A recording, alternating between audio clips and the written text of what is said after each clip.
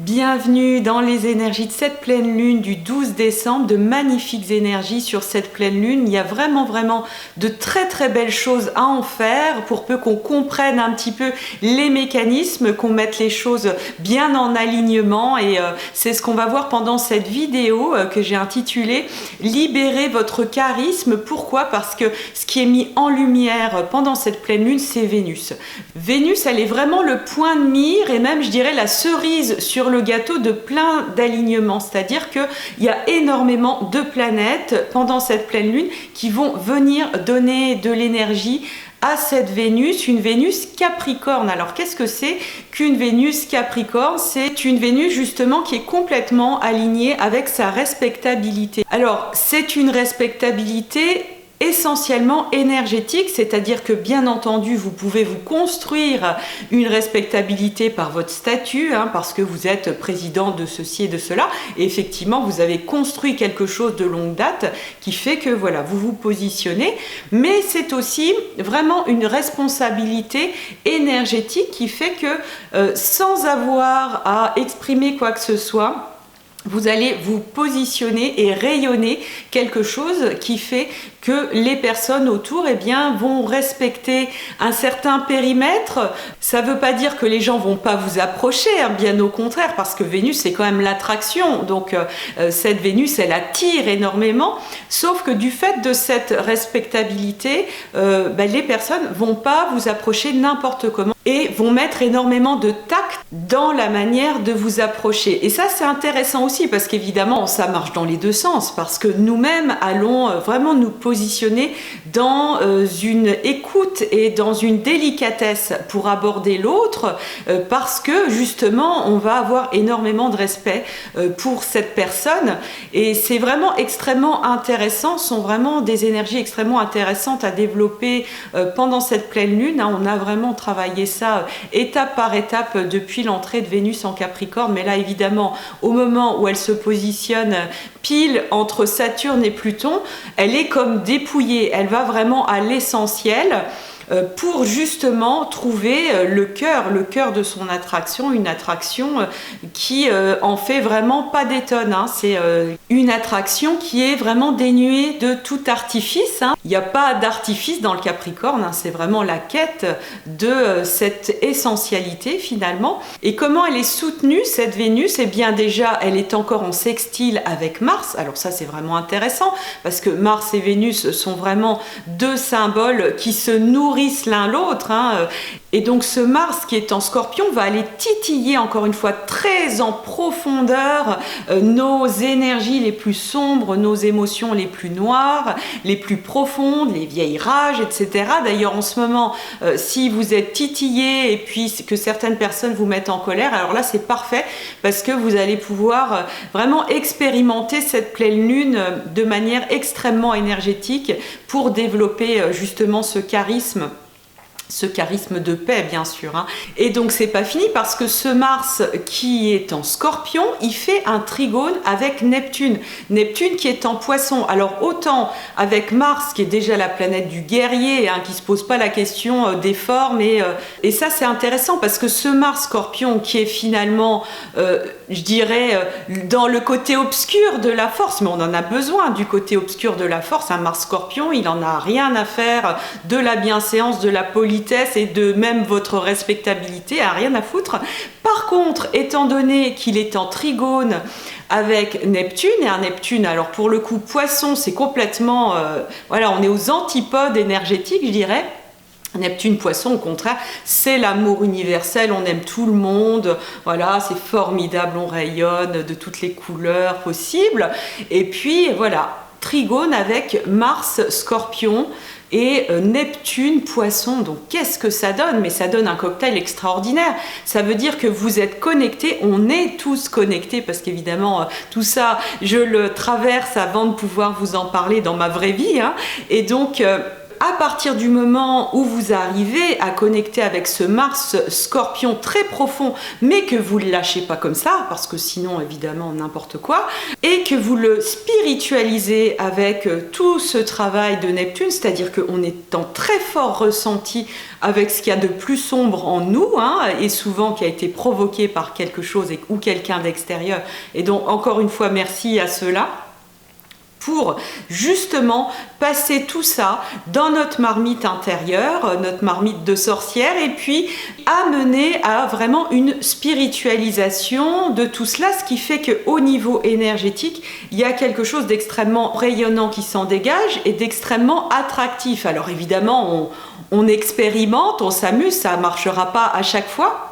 Mais en tout cas, ce qui est intéressant, c'est que finalement, cette pleine lune, elle se passe dans l'axe Gémeaux-Sagittaire. Donc c'est une pleine lune qui nous invite à exprimer.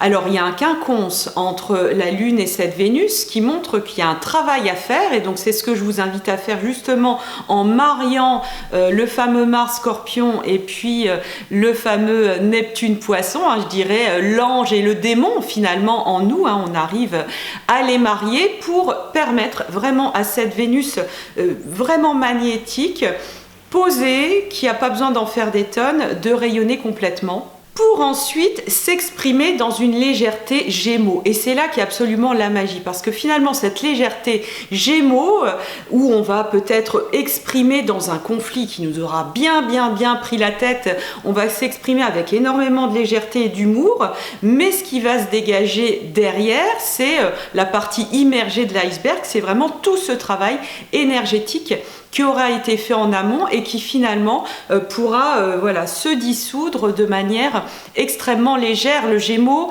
est vraiment un signe extraordinaire. Je pense qu'en 2020, on va vraiment redécouvrir et se réapproprier ce signe absolument fabuleux. D'ailleurs, le nœud nord va entrer en Gémeaux l'année prochaine. On va retrouver le sens sacré de cette capacité de faire du lien humain en sortant d'une forme de sentimentalisme. Et d'ailleurs, Vénus, qui est conjointe à Pluton et à Saturne, va pouvoir se dépouiller d'un certain sentimentalisme négatif, je dirais, qui forge évidemment tout ce qui est dépendance affective. Au contraire, là, on va être plongé dans la nécessité d'une joie de la rencontre, d'une légèreté de la rencontre. Mais pour ça, ça passe évidemment par le nettoyage de notre marmite et par l'acceptation de ces noirceurs et qui sont spiritualisées, mais tout le temps on est dans ce canal en permanence, bien connecté aux scorpions, bien connecté aux énergies des profondeurs, aux énergies de vivance intense, parce qu'on a besoin de ça, sinon on s'ennuie, toujours la même idée. Et puis on spiritualise tout ça pour que ça puisse se déployer avec cette Vénus en Capricorne. Moi je trouve qu'on a vraiment une pleine lune vraiment extraordinaire pour expérimenter ça et pour nous entraîner. C'est une forme d'entraînement par rapport à ce qui va se passer pendant toute l'année 2020, parce que ce point particulier où se trouve Vénus actuellement, il va être particulièrement stimulé toute l'année par effectivement Saturne, Pluton, le Soleil, Mercure, il y a Cérès aussi, il va y avoir Jupiter, il va y avoir Mars. Donc ce point qu'on est en train de travailler avec notre Vénus, et Vénus c'est quand même la planète de l'amour, c'est la planète qui nous permet d'aimer ce point du zodiaque particulier qui se trouve dans les tout derniers degrés du Capricorne, et tout ce qu'on va emmagasiner comme énergie, comme connaissance, comme expérience, il s'agit d'expérimenter, de tester des trucs qu'on n'a peut-être jamais fait, mais avec la fraîcheur finalement de l'ado, lune Gémeaux.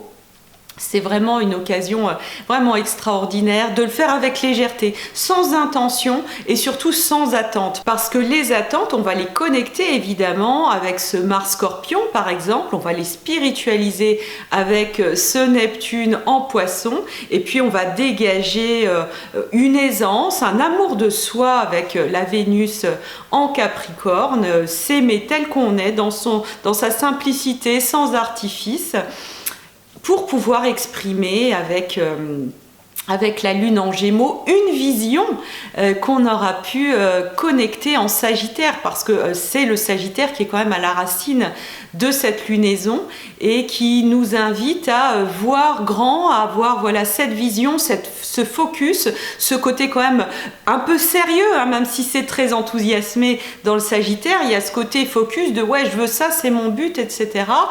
C'est là que la lune en Gémeaux va faire du bien, quoi. Elle va nous permettre de lâcher un petit peu justement toutes ces lourdeurs et d'exprimer dans une simplicité tout ce bagage énergétique intérieur qui fait l'être unique. Hein. Encore une fois, c'est ça qu'il s'agit de rappeler, c'est qu'on est absolument unique et les expériences que nous propose le Gémeaux, c'est toujours de l'inédit parce que sinon, c'est pas du Gémeaux, sinon c'est pas ce côté j'essaye quelque chose de totalement nouveau. Mais pour tester le nouveau, bien entendu, il faut dépasser tout un tas de peurs et voilà, Vénus est là pour ça. Hein. Vénus dans cet amour de soi qui travaille avec Saturne, donc nos peurs, va nous permettre vraiment d'ouvrir des portes en nous et qui se verront effectivement grâce à une communication, un impact forcément plus important. Pourquoi ? Parce que tout simplement, on n'a pas l'intention d'impacter.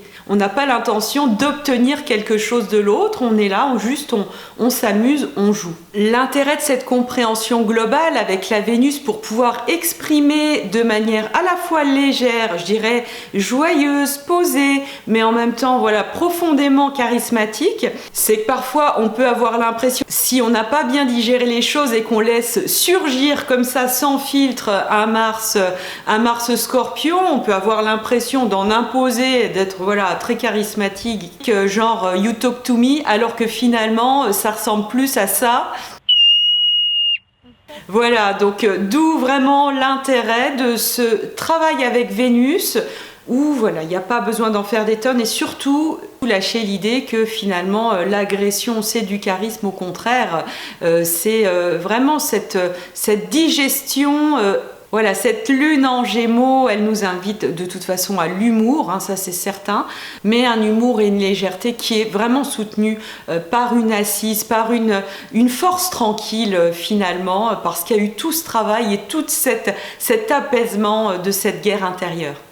Donc je vous invite, si vous avez envie d'aller plus loin et d'expérimenter vraiment votre richesse intérieure, de comprendre les clés très personnelles et très uniques de votre propre charisme, de qu'est-ce qui se joue pour vous à titre individuel avec votre Vénus, avec votre propre Mars tel qu'il est dans votre thème natal, à suivre le programme Carte du ciel magique. C'est vraiment accessible à tous. Vous allez pouvoir soit découvrir votre thème natal si vous ne savez pas du tout lire votre carte du ciel, soit redécouvrir avec un nouveau regard en cassant les schémas préétablis, parce qu'on met énormément de croyances dans notre thème natal, hein, surtout quand on le travaille beaucoup et on rentre toujours dans les mêmes schémas et on oublie justement cette légèreté nécessaire et très inséminatrice.